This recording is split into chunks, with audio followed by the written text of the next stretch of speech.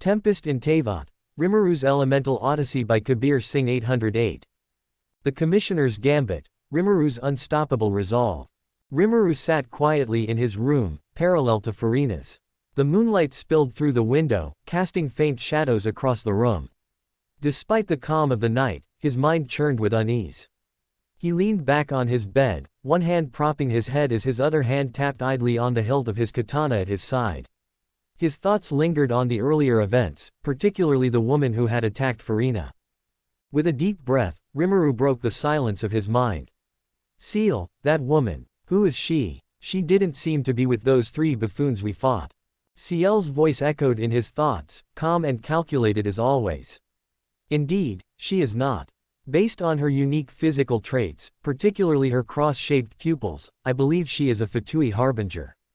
Her rank, if I'm not mistaken, is number 4, Arlecchino. Rimuru's eyes widened slightly. A Fatui harbinger? No. 4. That's quite a high ranking. And she came personally. That's unusual. It is, Ciel agreed. Her presence alone suggests this was no ordinary ambush. What's more, she was clearly holding back during your confrontation. She had no intention of truly fighting. This points to a specific objective, Farina's Gnosis. Rimuru frowned, his brows furrowing. Her Gnosis, that makes sense. But the thing is, there are only 3 people who know the truth about Farina not being a god. Me, Farina herself, and Focolars. Even if I weren't here, Arlecchino wouldn't gain anything meaningful from Farina. She doesn't have a real Gnosis. Ciel's voice softened but carried an edge of caution. Precisely. However, Arlecchino's actions suggest she's testing the waters. It's likely she's assessing Farina's vulnerabilities and gauging the difficulty of her objective. Rimuru stood, walking over to the window. The city stretched before him, its lights twinkling faintly under the darkened sky. His hands rested on the windowsill as he gazed out, his sharp eyes scanning the horizon as if expecting answers to materialize from the night. Don't you think this is suspicious, though? Ciel's hesitation was brief. Are you referring to Feldway? Exactly, Rimuru replied, his tone deepening.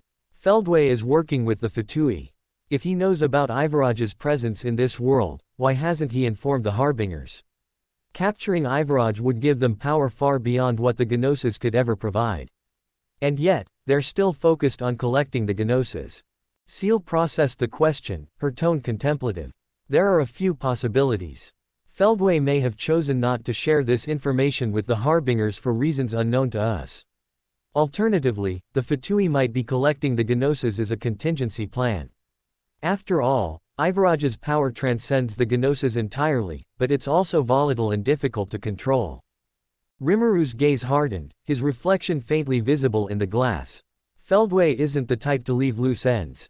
If he's withholding information, it's because he's manipulating the situation to his advantage. Still, I can't shake the feeling that there's more to this than we're seeing. The Fatui's actions seem too focused for it to be a mere coincidence. It's possible Feldway is leveraging the Fatui's resources without fully integrating his plans with theirs, Ciel suggested. Alternatively, their interest in the Gnosis could be a red herring to distract us from their true goals. Rimuru stepped back from the window, pacing the room as his mind raced. His thoughts shifted to Ivaraj, the being whose immense power transcended anything the Gnosis could offer. Ivaraj's power is unparalleled. If the Fatui knew of his existence and capabilities, they wouldn't waste time with this Gnosis collection. They'd go straight for him. So, either Feldway hasn't told them about Ivaraj, or they're keeping the Gnosis as a backup plan in case something goes wrong.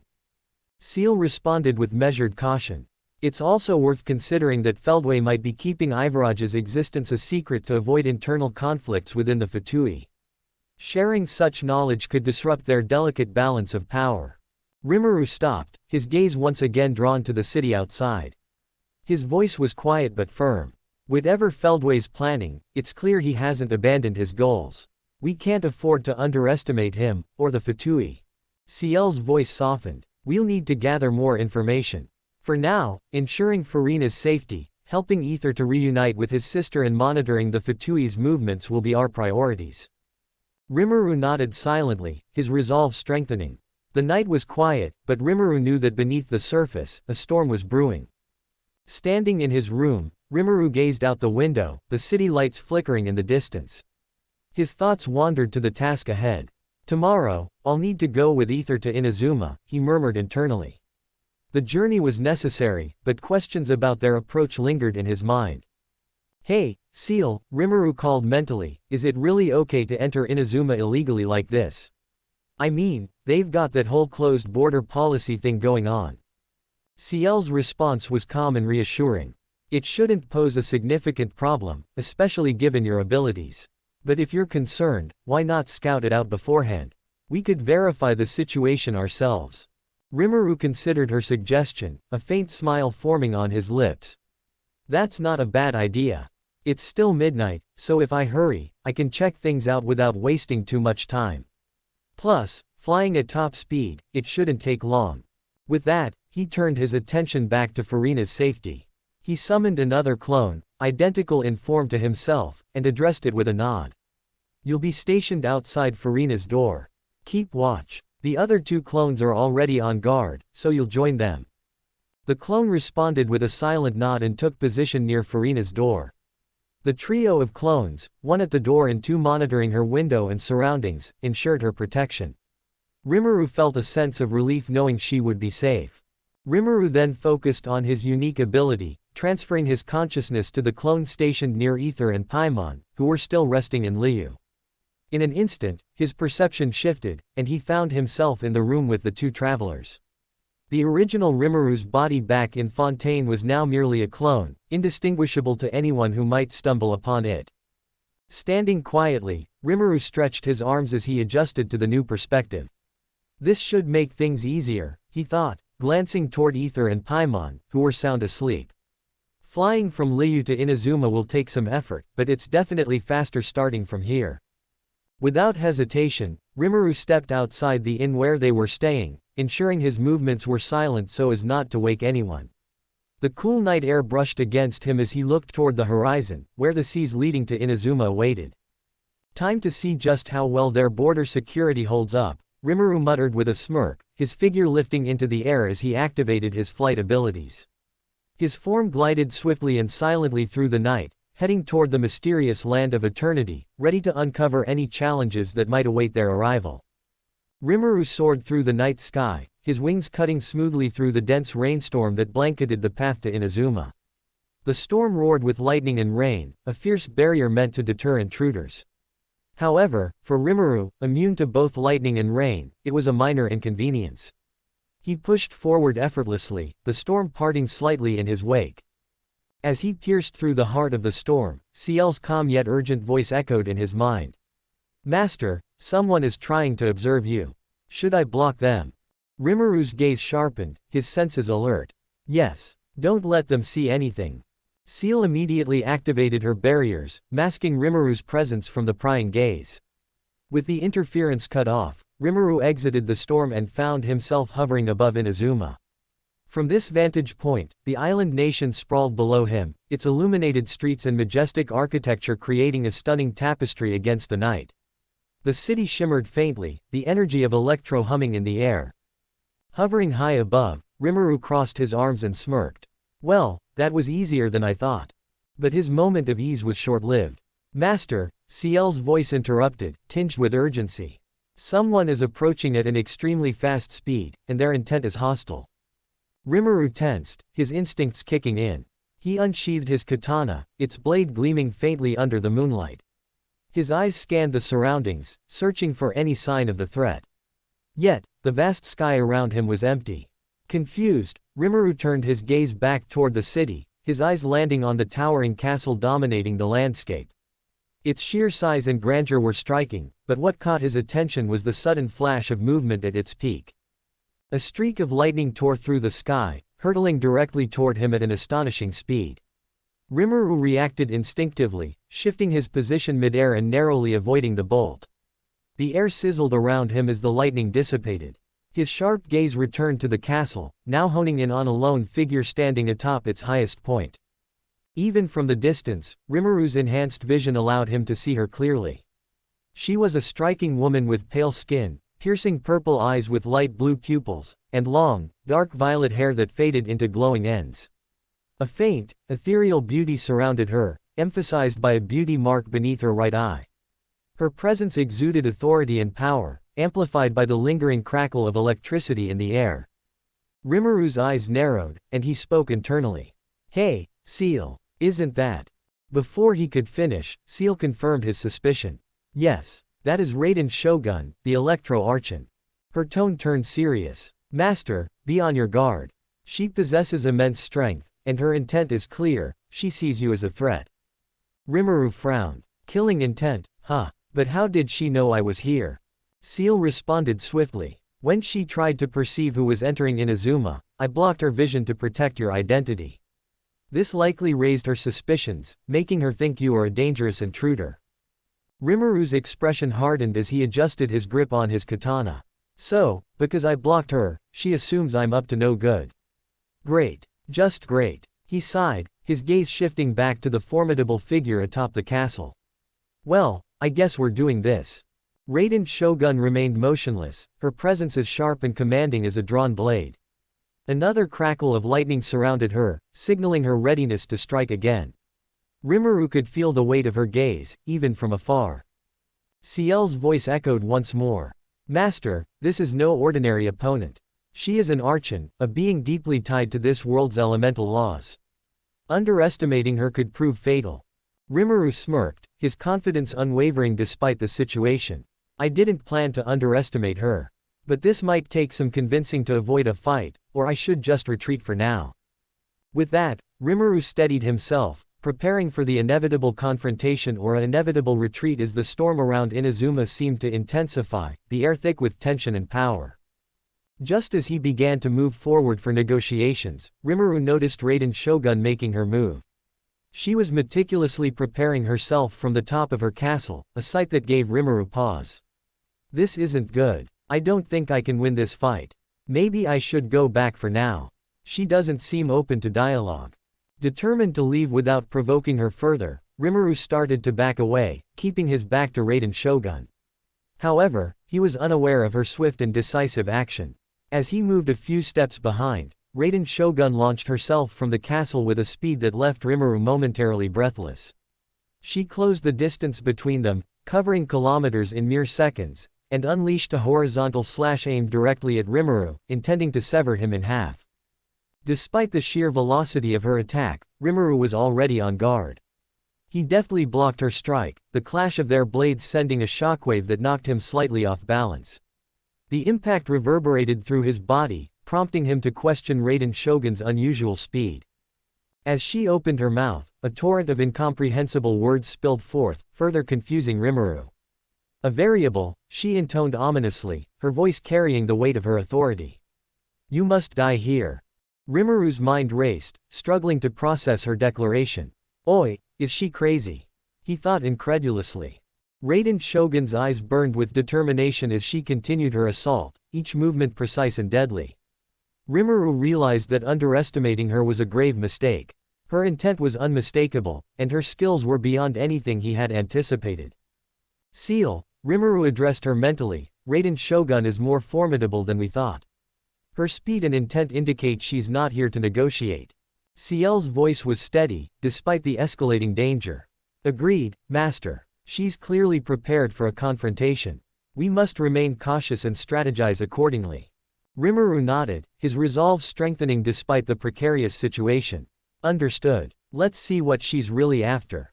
The night air crackled with tension as Rimuru and Raiden Shogun faced off amidst the raging storm. The clash of their wills and the impending battle promised to shape the fate of Inazuma and beyond. Rimuru, hovering in the sky above Inazuma, glanced at the raging storm that marked the border of the archipelago. Determined to retreat and avoid unnecessary confrontation, he unleashed his full speed, heading straight for the tempest to escape Raiden Shogun's territory. The storm lashed out with furious winds and unrelenting rain, but Rimuru pressed on, confident in his ability to endure. Just as he neared the edge of the storm, a familiar and overwhelming presence loomed behind him. His instinct screamed a warning, and before he could react fully, Raiden Shogun was upon him. She closed the distance effortlessly, her blade already descending in a vertical strike. Rimuru barely managed to intercept her attack with his katana, the clash of their weapons igniting a brilliant flash of lightning across the sky. The impact was devastating. The sheer force of Raiden's strike sent shockwaves through the air, shattering Rimuru's defensive posture and hurtling him downward. The world spun violently as he was flung into the ocean below, the icy water swallowing him in an instant. But Rimuru, ever resilient, resurfaced almost immediately, as he emerged from the churning waves. He looked up to see Raiden Shogun already preparing her next strike, her figure glowing ominously with an aura of pure electro-energy. Her movements were precise and unrelenting, her gaze fixed on him with unyielding determination. Rimuru gritted his teeth, frustration gnawing at him. This isn't a fight I can win, he admitted to himself, realizing the gap in their power. Raiden Shogun's relentless pursuit left no room for negotiation or strategy, only survival. As the Electro-Archon launched herself toward him again, Rimuru made a swift decision. With no other options left, he activated his unique ability, transferring his consciousness to the clone stationed outside Furina's room in Fontaine. In an instant, Rimuru opened his eyes, now inhabiting the clone he had left behind. He stood outside Furina's door, the quiet hallway of Fontaine's palace a stark contrast to the chaos he had just escaped. Taking a deep breath, he entered his room and closed the door behind him. He collapsed onto the bed, his mind racing as he tried to process the encounter. "She's insane," Rimuru muttered aloud, rubbing his temples. "Raiden Shogun is several times stronger than me. Even if I used all 4 of my clones to amplify my power, I still don't think I'd stand a chance against her." Ciel's calm voice echoed in his mind. "You made the right decision, Master. Continuing the fight would have been reckless." Rimuru nodded, though the sting of retreating weighed heavily on him. "I didn't think she'd be this strong. She's in a completely different league. If I try to enter Inazuma again without proper preparations, she'll definitely come after me again, and it won't just be me in danger. My friends could be caught in the crossfire." He sighed, leaning back against the headboard. The weight of the situation settled over him as he stared at the ceiling. "Ciel, any ideas on what I should do next?" Ciel responded after a moment of thought. "For now, it's best to regroup and gather information. Raiden Shogun's hostility likely stems from her perception of you as a threat. We need to understand her motivations and the current political climate in Inazuma before making any further moves. Additionally, strengthening your abilities and creating countermeasures should be prioritized." Rimuru nodded, her advice aligning with his own thoughts. "You're right. I'll need to prepare thoroughly before even thinking about setting foot in Inazuma again. For now, we'll focus on strengthening ourselves and protecting everyone else." The weight of the situation pressed on him as he tried to devise a strategy. His mind sifted through countless possibilities, but nothing seemed sufficient to counter Raiden Shogun's overwhelming strength. Then, like a spark igniting in the darkness, an idea struck him. "Ciel," he began, a newfound determination in his voice, "I've been so focused on adapting to this world that I completely forgot. I haven't resonated with the Hydro statue of the 7 yet. If I gain abilities from it, they might give me an edge." Ciel responded with approval. "An excellent idea, Master. Hydro abilities could provide new options in both offense and defense. Shall we proceed immediately?" Rimuru stood up, his decision made. "Yes. There's no time to waste." Under the cover of night, Rimuru quietly left, ensuring he wouldn't disturb Furina or the others. The streets of Fontaine were serene, illuminated by the soft glow of lampposts and the moonlight reflecting off the canals. Rimuru moved swiftly but silently, making his way to the nearest Hydro statue of the 7. As Rimuru stood before the Hydro statue of the 7, the serene yet powerful aura of the statue seemed to resonate with his thoughts. He placed his hand gently on the statue, closing his eyes as he prayed silently. "Please, grant me something that can help me protect my friends and stand against those who seek to harm them." The moment his hand connected, a surge of elemental energy enveloped him. A vibrant blue glow radiated outward, illuminating the surroundings as the water-like energy swirled around his body. Rimuru's senses heightened, and for a brief moment, he felt as though he had become one with the flow of water itself, its adaptability, its strength, its relentlessness. As the energy dissipated, Rimuru remained motionless, his hand still resting on the statue. His mind was a whirlwind of sensation and discovery when suddenly, Ciel's calm and precise voice broke through. Master, you've successfully resonated with the Hydro statue of the Seven. The abilities you've gained are. Seal began listing the new powers, her voice filled with a rare hint of excitement. Rimuru listened intently, his eyes widening with each revelation. The possibilities these abilities presented left him momentarily stunned.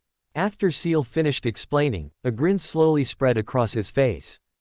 This is unexpected but absolutely welcomed. Rimuru said aloud, clenching his fist as the residual energy still tingled through his body. He felt invigorated and confident, as though the tides themselves had become his ally. Turning away from the statue, Rimuru took a deep breath. He gazed at the moonlit landscape of Fontaine, a newfound determination burning within him. With these abilities, he knew he was one step closer to standing on equal footing with powerful beings like Raiden Shogun. As he made his way back to his room, his thoughts lingered on the challenges ahead. He knew the journey wouldn't be easy, but with his new powers, he felt ready to face whatever trials awaited him. For now, he would rest, but tomorrow would mark the beginning of a new phase in his quest to uncover the mysteries of Teyvat and protect those he held dear. As he reached his room, Rimuru looked out the window toward the horizon. Raiden Shogun, I hope you're ready for a rematch, he muttered under his breath before closing the curtains and sitting down to meditate on his newfound strength. The room fell silent as Rimuru closed his eyes, his mind swirling with plans and contingencies. Despite the setback, he was determined to overcome this challenge. Raiden Shogun's power was undeniable, but Rimuru knew that with enough preparation and strategy, even the mightiest foe could be bested. And this time, he would be ready. As the first rays of the dawn sun illuminated the city of Fontaine, Rimuru stood in Nouvelette's office, his expression calm yet contemplative. The Chief Justice sat behind his desk, meticulously reading through the report detailing the events of the previous night. After a moment, Nouvelette placed the document down and looked up at Rimuru. So, this is all the information we've gathered from the interrogations, Nouvelette said, his voice steady and authoritative. Rimuru crossed his arms, nodding slightly. Well, it confirms what I already suspected. They weren't acting on their own but were part of something bigger. Nouvelette adjusted his posture, leaning slightly forward. The person orchestrating this attack has also been apprehended. He's a businessman with considerable influence in Fontaine's underground circles. When the Murakami Phantom began closing in on him for his role in the attack on Lady Farina, he attempted to flee but was quickly detained. Rimuru raised an eyebrow. So, you have the mastermind in custody. Indeed, Nouvelette replied, a faint trace of satisfaction in his tone. He will face judgment for his crimes, and the Murakami Phantom will ensure this matter is resolved thoroughly. There's no need for further concern on that front. Rimuru nodded, turning slightly toward the door. Then I'll take my leave. As he moved to exit, Nouvelette called out, his voice cutting through the stillness of the office. Rimuru, do you have anything to add to this report? Anything at all? Rimuru paused, his hand hovering near the door handle. He contemplated whether to reveal what he had deduced about Arlecchino, the enigmatic Fatui harbinger who had made a brief but significant appearance. Her involvement, and her possible intent to claim Farina's Gnosis, could complicate matters further. But after a moment's hesitation, Rimuru decided against it. No, I don't have anything more to add, he replied simply, his voice measured and neutral. Nouvelette regarded him for a moment, his gaze searching but unintrusive. Very well, he said, inclining his head. If there is anything you recall later, do not hesitate to inform me. Rimuru gave a brief nod before stepping out of the office, leaving Nouvelette to his thoughts. As he walked through the halls of the Palais Mermonia, his mind lingered on the decision he had just made. Arlecchino, he mused internally. It's not the right time to bring her into this.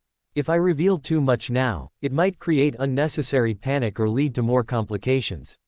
For now, it's better to keep this to myself and stay vigilant. Ciel's voice echoed in his mind. Master, do you think Nouvelette suspects you're withholding information? He might, Rimuru admitted. But Nouvelette is a rational person. As long as I handle things properly, he won't pry unnecessarily. With that thought, Rimuru exited the building and stepped into the morning light. The city bustled with its usual energy, but Rimuru couldn't shake the lingering sense of unease. Arlecchino's presence, the Fatui's growing influence, and Raiden Shogun's hostility all pointed to a larger, more intricate web of threats that he would need to unravel. One step at a time, he muttered to himself, his determination solidifying. I'll handle whatever comes my way. As Rimuru transferred his consciousness to the clone with Ether and Paimon, he found himself on the Crux fleet ship heading toward Inazuma. The salty breeze of the open sea filled the air, and the rhythmic creaking of the ship blended with the occasional chatter of sailors. Ether and Paimon sat near him, enjoying a meal they had brought from Liu.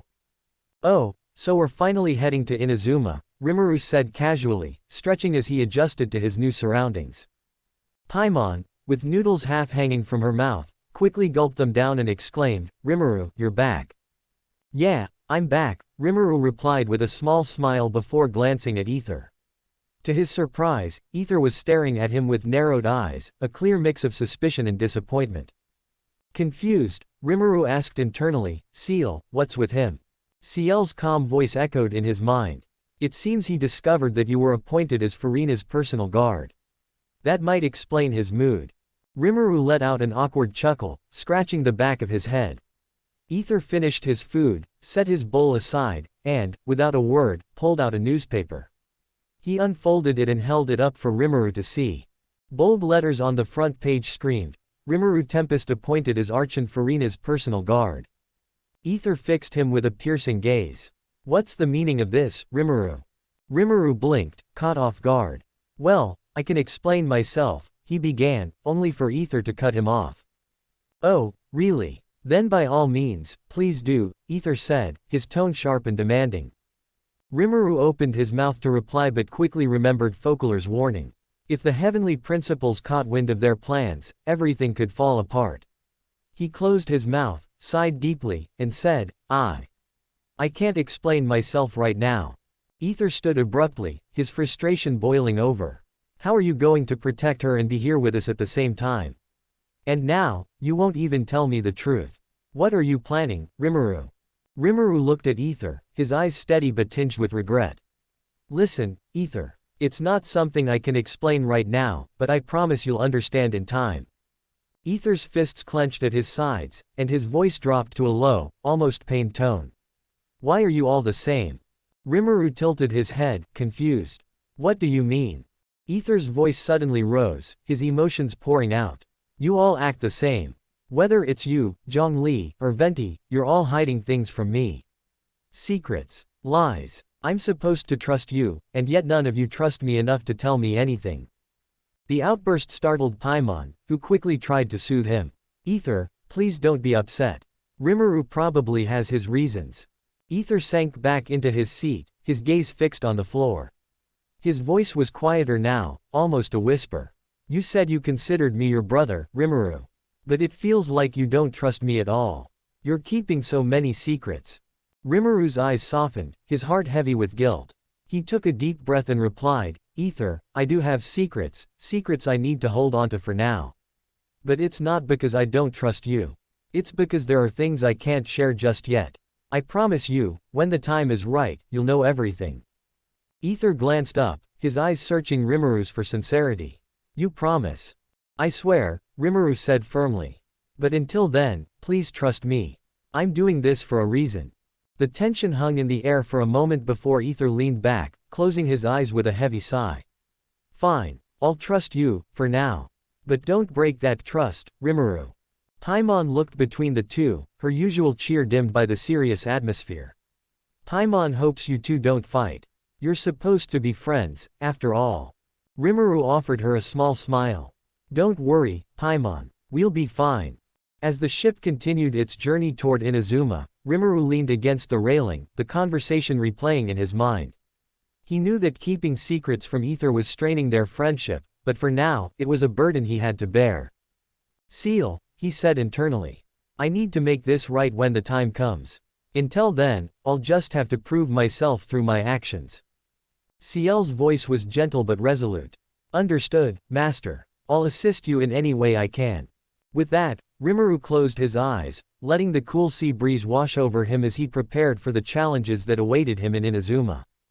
As the Crux fleet's ship neared the storm encircling Inazuma, Rimuru gazed at the churning sea, the crashing waves reflecting the ominous glow of lightning above. The storm loomed large, a natural barrier to ward off unwanted visitors. Rimuru, wary of being detected by Raiden Shogun again, spoke internally to Seal. Seal, hide my presence completely. I don't want the Electro Archon catching wind of me entering Inazuma again. Understood, Master, Seal replied, her tone calm and efficient. Rimuru felt the subtle shift as his presence faded into nothingness. As he continued to watch the sea, the sound of approaching footsteps caught his attention. Turning around, he saw Ether and Paimon standing there, accompanied by another person. The newcomer was a young man with platinum blonde hair, accented by a single orange-red streak on his right. His red eyes, with a soft yellow hue at the bottom, held a calm yet discerning gaze. Curious, Rimuru asked Seal internally, "Who's this?"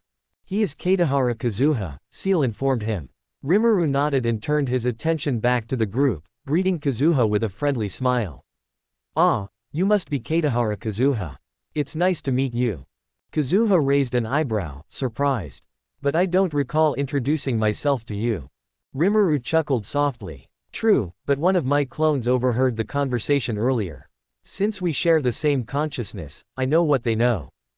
Kazuha tilted his head slightly, a faint smile on his lips. "That's quite the ability. Incredibly useful." "It is," Rimuru replied with a nod. "Comes in handy in situations like these." The conversation was cut short as the rainstorm drew nearer. The sound of thunder roared louder, and the ship began to rock more violently with the increasing waves. Rimuru looked toward the sky, his expression steady but cautious. "Looks like we're about to enter the storm," he said. "We should head inside for now." The group agreed, and they all moved below deck. The ship creaked and groaned as it pushed through the storm, but the experienced crew of the Crux fleet handled it with precision. For the entire day, the ship battled the rain and waves, until finally, the dark skies gave way to the sight of Inazuma on the horizon.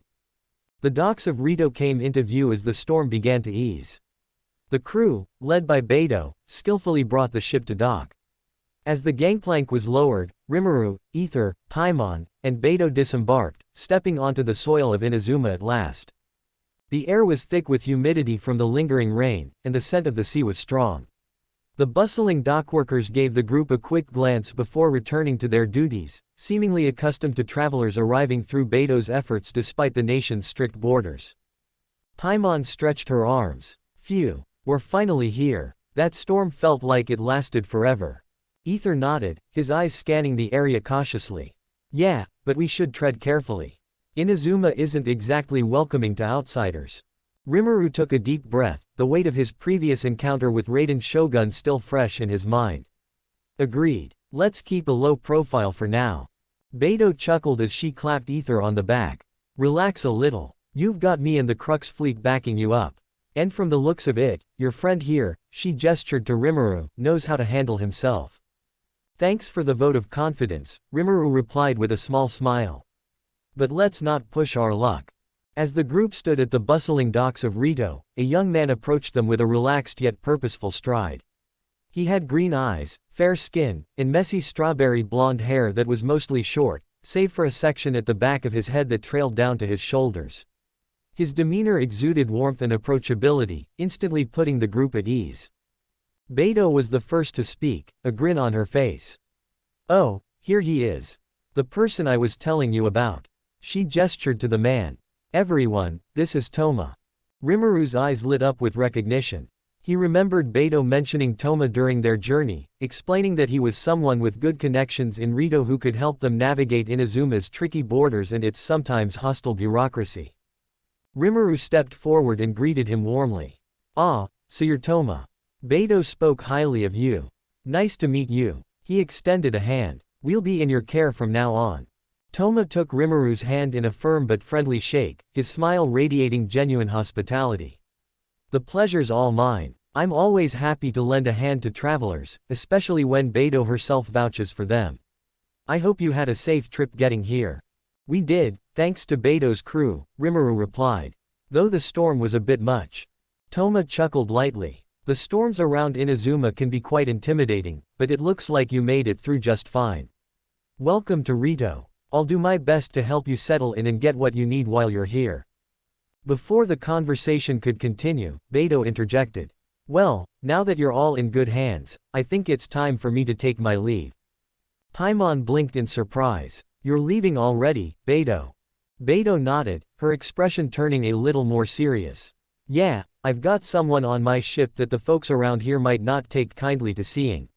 She gave a knowing glance toward Ether and Paimon, who immediately understood what, or rather, who, she was referring to. Oh, right, Paimon exclaimed, recalling their companion from the Crux fleet, Kazuha.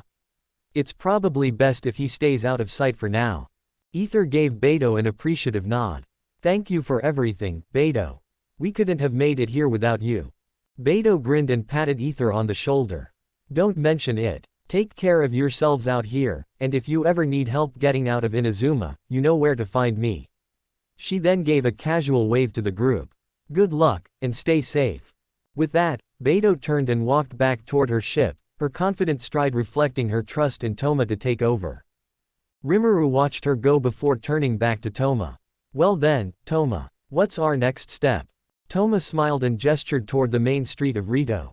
First things first, let's get you all settled in and make sure you're cleared to move around. I'll guide you through the necessary steps to avoid any trouble with the authorities.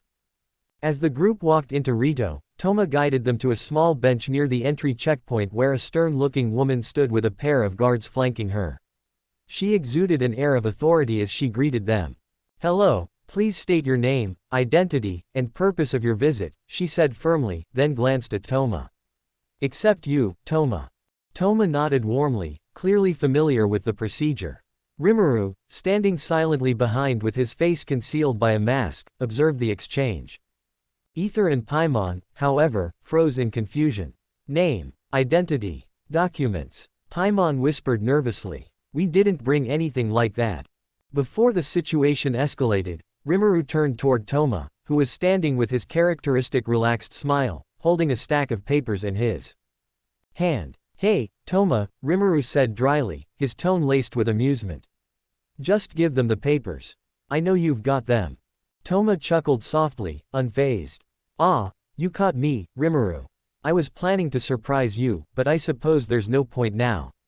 With a wink, he handed over the documents to the woman. She meticulously reviewed them, nodding as she made some notes. Everything seems in order. You may proceed.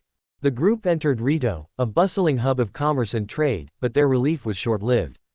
Ether turned to Toma and asked, so, where are we headed next? Toma gestured toward a nearby building with a sign that read, Administrative Office. Now we need to register you for residency. Follow me. At the entrance, a lady stood guard, exuding a mix of professionalism and boredom. She perked up as they approached. Completed the entry procedures. Good. Now, for residency registration.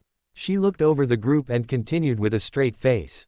The processing fee will be 3 million mora. The number hit the group like a thunderclap. What? Paimon and Ether yelled in unison, their jaws practically hitting the floor. Even Rimuru, who usually maintained a calm demeanor, widened his eyes behind his mask. That's right, the lady continued nonchalantly. 1 million per person. Since there are 3 of you, it totals 3 million mora. Rimuru turned to Toma, raising an eyebrow. So, are you going to help with this, or what? Toma smiled confidently and stepped forward. Ah, Miss Eureka, these are my good friends. I think you'll recognize a familiar face here. Eureka squinted at Toma, her expression softening as recognition dawned. Ah, Mr. Toma, if these are your friends, then of course, I can make an exception. Let's reduce the fee to 400,000 mora. Toma wasn't done, though. Thank you, Miss Eureka, but since it's just a processing fee, I think 600 mora should suffice. I'll even treat you to dinner later as a token of appreciation. Eureka sighed, her stern exterior cracking. As you wish, Mr. Toma. I'll make a note of it. She led them inside the office and expedited their residency process, completing everything in record time. As they exited the office, Paimon floated next to Toma, her eyes sparkling. Wow, Toma, you're amazing. You saved us so much money. Toma laughed modestly. It's all about connections here in Inazuma. I'm just glad I could help. As the group walked through Rito, Rimuru casually asked, so, what's next? You already know why we're here. Toma nodded. Ah, yes. You want to meet the Electro Archon. The group nodded in unison. Toma continued, well, I can help you with that, but… He hesitated for a moment before adding, it will take up all my resources. Before Ether or Paimon could respond, Rimuru interjected. So, what do we have to do? Ether and Paimon turned to him in confusion. What are you saying, Rimuru? Paimon asked incredulously, while Toma chuckled. You're quick to catch on, Rimuru, Toma said with a grin. Even I'm surprised.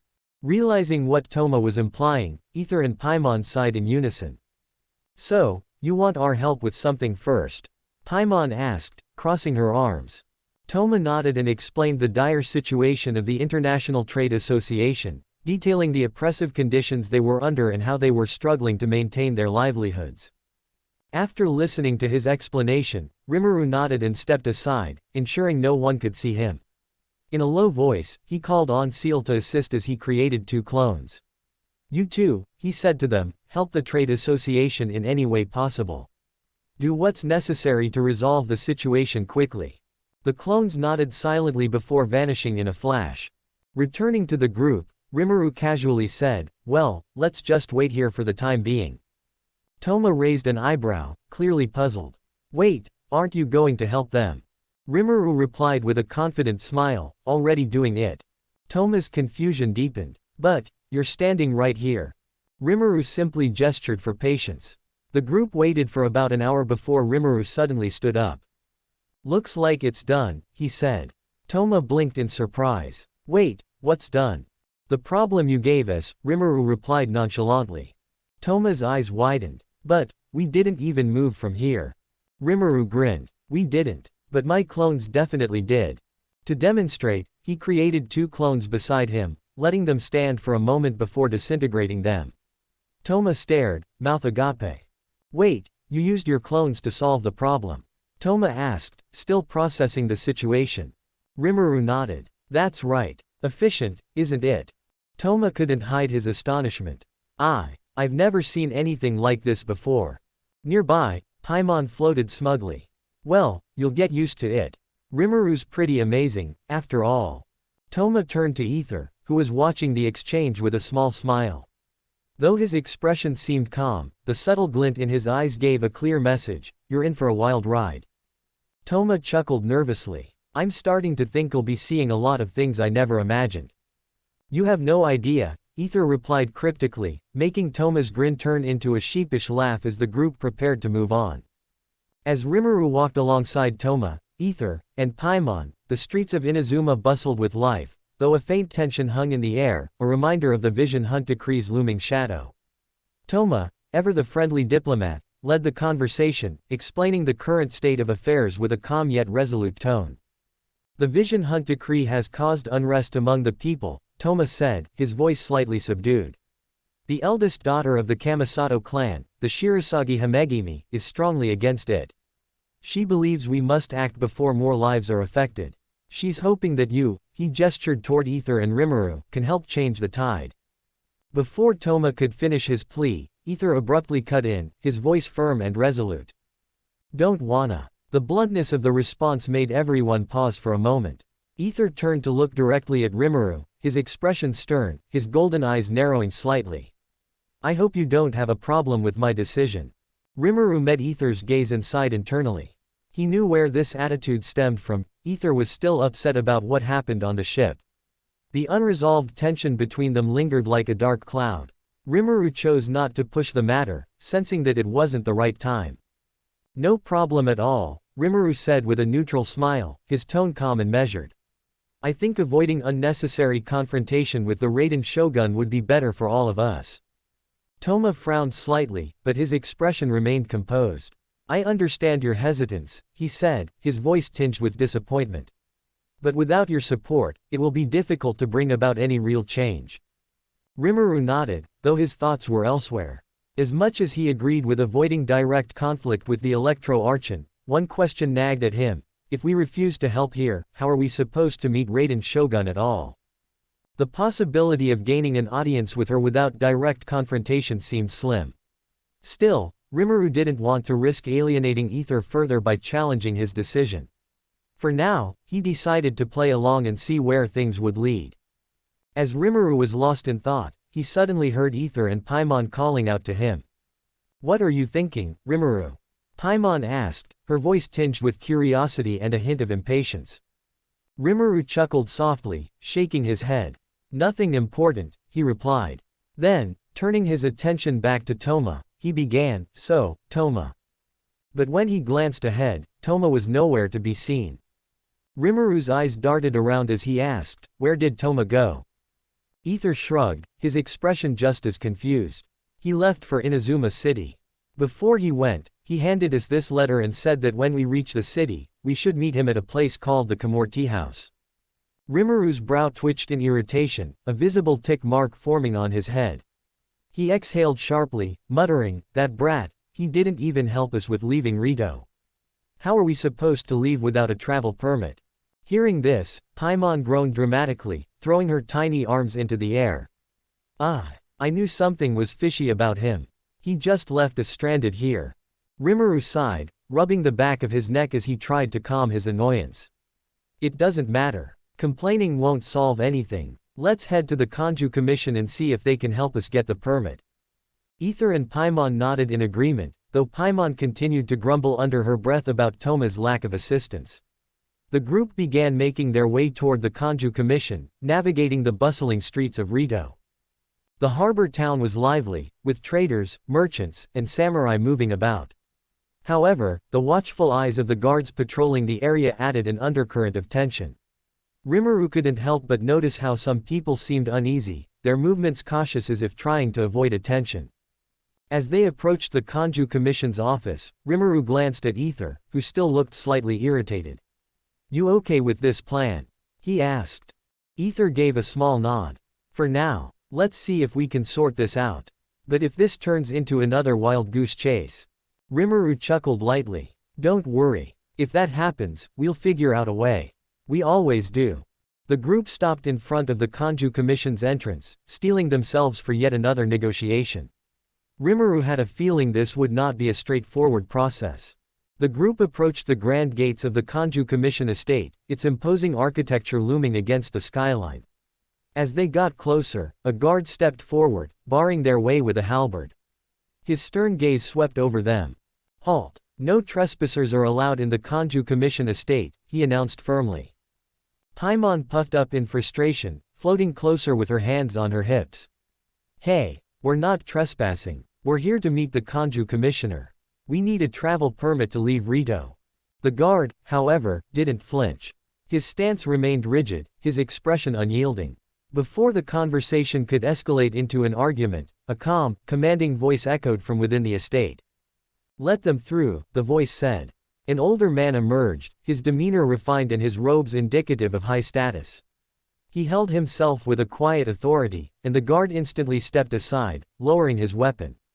"These are honored guests from afar," the man continued, his tone warm and inviting.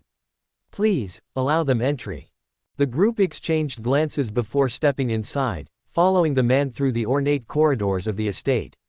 The walls were adorned with intricate calligraphy and depictions of Inazuman landscapes, exuding an air of both tradition and wealth. As they entered a lavishly furnished hall, the man turned to them with a polite smile.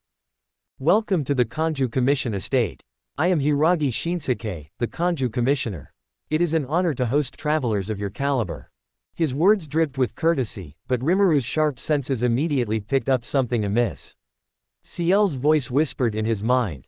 "Master, be wary. He has ulterior motives." "I figured as much," Rimuru replied internally, keeping his expression neutral.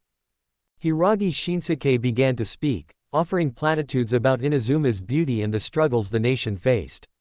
He praised their journey and resilience, all while subtly probing for information about their purpose. Finally, after an extended preamble, he arrived at his point. "I understand that you seek travel permits to leave Rito," he said, clasping his hands together. "I would be more than happy to assist you, but I do have a small request in return." Paimon tilted her head suspiciously. "What kind of request?" Hiragi Shinsuke smiled. "Nothing too burdensome. I simply require 300 Qingshin flowers.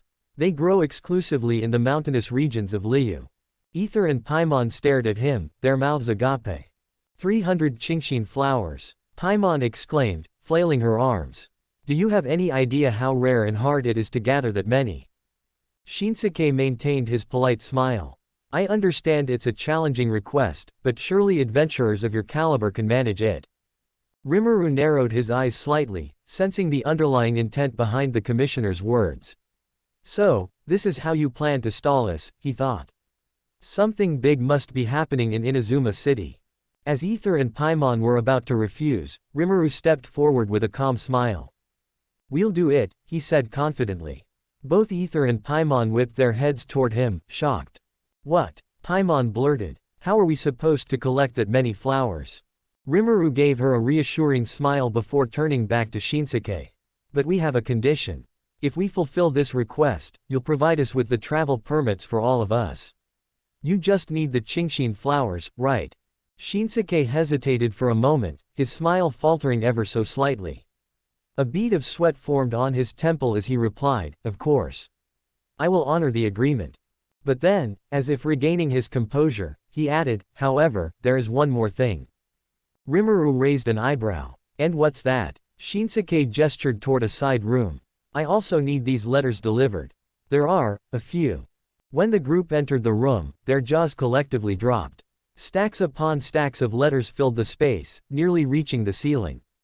A few. Paimon screeched. This is an entire mountain of letters. Shinsuke smiled, clearly thinking he had outmaneuvered them. These need to be delivered to recipients across the 7 nations. If you can manage this, I will ensure you receive your permits. Ether and Paimon looked at Rimuru, expecting him to protest. But instead, Rimuru simply smiled. All right, we'll do it, he said nonchalantly. Shinsuke's smirk widened, confident his stalling tactic had worked. But as he turned to leave, Rimuru's voice called out. Where are you going, Commissioner? Don't you want your Qingshin flowers? Shinsuke froze, turning back with a puzzled expression. What do you mean? Rimuru raised his hand, summoning a portal. Inside, an endless field of blooming Qingshin flowers appeared, their delicate petals swaying in an ethereal breeze. The commissioner's face went pale, sweat now pouring down his forehead. How is this possible?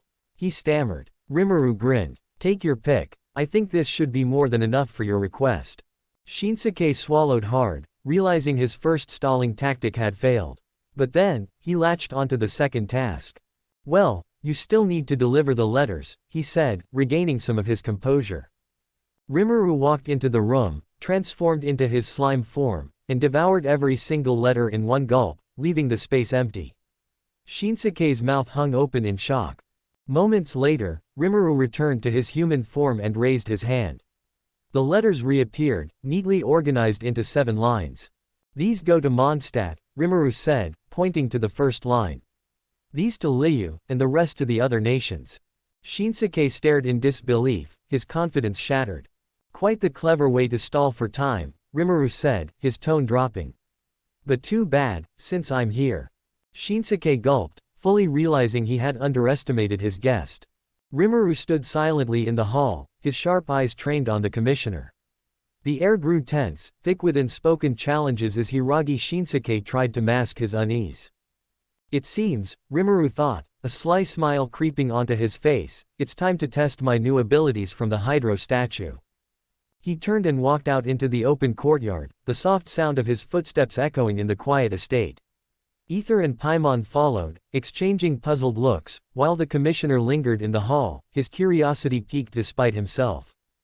Once outside, Rimuru extended his hand, and droplets of water began to gather around him, shimmering like liquid diamonds. The droplets coalesced into dozens, then hundreds, of identical water clones. Each one was a perfect replica of Rimuru, their forms glowing faintly with elemental energy. You know what to do, Rimuru said with a commanding yet calm tone. The clones nodded in unison, their movements eerily synchronized. Without warning, they vanished, not by running, flying, or any other conventional means, but simply disappeared as if swallowed by the air itself. Ether and Paimon gasped. Wait. Paimon stammered. Where did they go? Rimuru smirked, turning back toward the hall. They've already started delivering the letters, he said nonchalantly, walking past the stunned duo. Inside the hall, Hiragi Shinsuke stood waiting, trying to mask his growing anxiety. His unease only deepened when Rimuru returned and calmly announced. Your request is complete. All letters have been delivered. The commissioner froze, his mind racing. What? That's impossible. No one could deliver all those letters so quickly. His voice trembled as he stammered, I demand proof. How do I know they've truly been delivered? Rimuru sighed, rubbing his temples as if dealing with a petulant child. Fine, let's settle this. He extended his hand toward Shinsuke, then toward Ether and Paimon. Take my hand, and I'll show you. Hiragi hesitated but ultimately reached out, his curiosity and desperation overriding his fear. Ether and Paimon followed suit, though Paimon still looked uncertain. So, where would you like to check first? Rimuru asked, his tone almost teasing. Hiragi's voice quavered as he replied, Snezhnaya. I sent a letter to an old friend there. Rimuru nodded, a small smirk tugging at the corner of his lips. Hold on tight. As soon as they closed their eyes, a rush of energy enveloped them. When they opened their eyes again, they found themselves in a warm, cozy house. The crackling of a fireplace filled the air, and the faint scent of pine lingered. An elderly man sat in a chair near the fire, a book resting in his hands. Hiragi's eyes widened in disbelief. This is Snezhnaya, he whispered, stepping forward. The old man looked up, his eyes lighting with recognition. Shinsuke. It's been a long time, he greeted warmly. Hiragi quickly composed himself and asked, I sent you a letter recently. Did you receive it? The old man smiled and pointed to a table near the fireplace. Sitting on it was an envelope, pristine and clearly recently delivered. Yes, I did, the old man said. It arrived not too long ago. I must say, I was surprised by the speed. Hiragi stumbled back a step, his face pale. He turned to the table and picked up the letter, examining it closely. There was no doubt, it was his.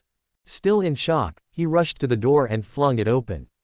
The icy winds of Snezhnaya hit him immediately, and he saw the snow falling gently over the familiar landscape. He closed the door and leaned against it, his mind reeling. This is impossible, he muttered, his voice barely above a whisper. No one could, monsters. Before he could finish, a voice whispered right by his ear. Boo, Rimuru said in a low, mischievous tone, a creepy grin on his face.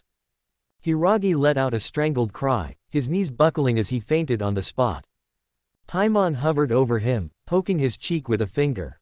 Well, that was dramatic. Rimuru chuckled, folding his arms. Guess he couldn't handle the truth. Ether sighed, crossing his arms. Was that really necessary? Oh, absolutely, Rimuru replied with a grin. But now we can finally get those travel permits without any more stalling. Paimon nodded enthusiastically. Yeah, let's get back and leave this place already. Rimuru glanced back at the unconscious commissioner, a sly smile playing on his lips. Maybe this'll teach him not to underestimate his honored guests. With that, the group stayed at the commissioner friend house until he wake up, ready to finally move on to their next destination.